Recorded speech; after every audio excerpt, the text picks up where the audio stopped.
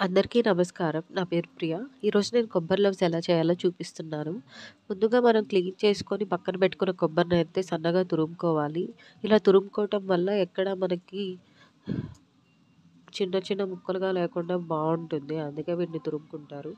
పాకానికి కావాల్సిన బెల్లాన్నయితే నేను పక్కన చిన్న చిన్న ముక్కలుగా కొట్టుకోవటం జరిగింది.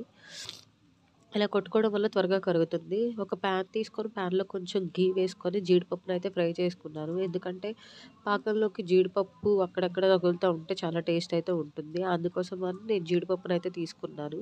అదే ప్యాన్‌లో నలగొట్టిన బెల్లాన్ని ప్లస్ కొంచెం వాటర్‌నైతే యాడ్ చేశాను. ఎందుకంటే పాకం రావాలి కాబట్టి.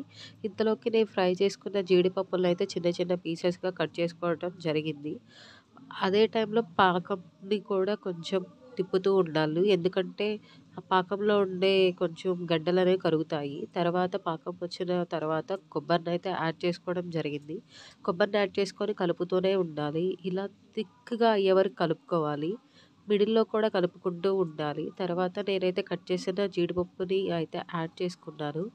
కొంచెం సేపటి తర్వాత ఇది కలర్ చేంజ్ అవుతుంది. అలా కలర్ చేంజ్ అయ్యే టైంలో మనం ఒక ప్లేట్‌కి ఘీ అయితే రాసుకోవాలి. రాసుకున్న తర్వాత మనం చేసుకున్న కొబ్బరి అయితే మంచిగా వస్తుంది. ఎందుకంటే పీసెస్‌గా కట్ చేసుకోవడానికి అది వీలుగా ఉంటుంది.